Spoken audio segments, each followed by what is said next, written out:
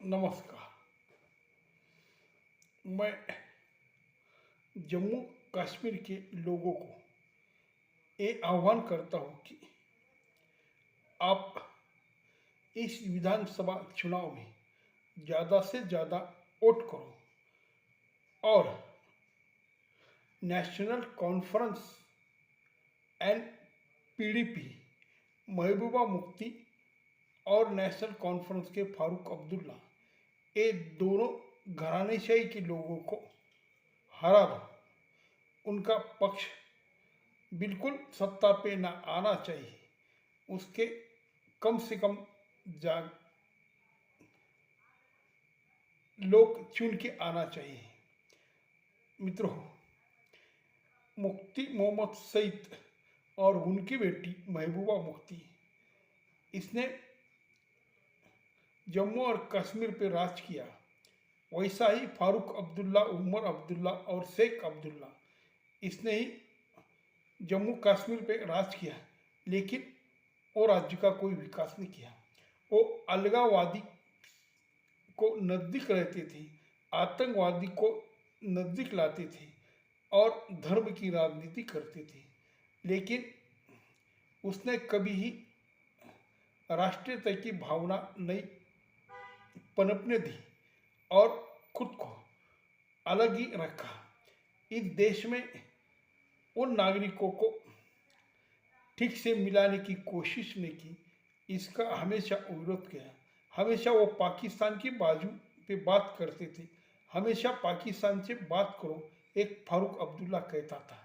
70 साल से उस राज्य में बहुत बड़े पैमाने पर पाकिस्तान ने आतंकवादी भेजी और युद्ध ही किया, लेकिन पाकिस्तान को कुछ मिला नहीं। लेकिन ये सबक फारूक अब्दुल्ला ने नहीं लिया और मुफ्ती मोहम्मद सईद ने भी नहीं लिया।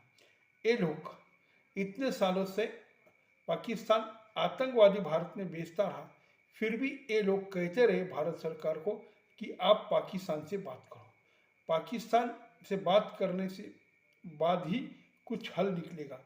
लेकिन इसके समझ में नहीं आया कि इतने साल से कभी भी पाकिस्तान से बात करने के बाद भी कोई हल नहीं निकला।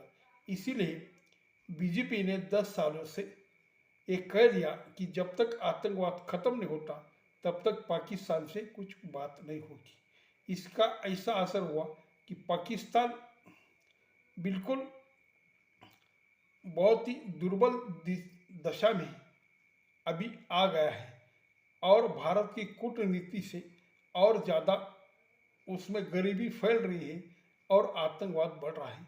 पाकिस्तान दिन पे दिन बहुत ज़्यादा गरीब और भिखारी देश बन रहा है, लेकिन वो आतंकवाद की राह छोड़ता नहीं और जम्मू और कश्मीर में आतंकवादी भेजने का काम बंद करता नहीं। इसीलिए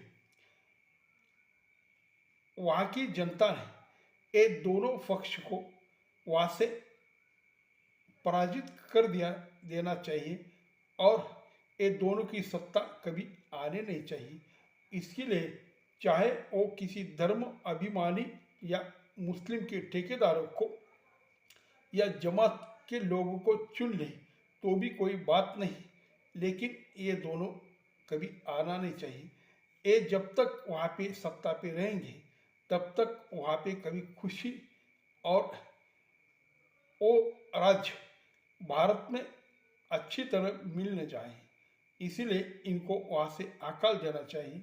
मैं फिर एक बार जम्मू कश्मीर जनता को विनती करता हूँ कि आप किसी को भी चुनो, लेकिन ये गद्दारों को मत चुनो। नमस्कार।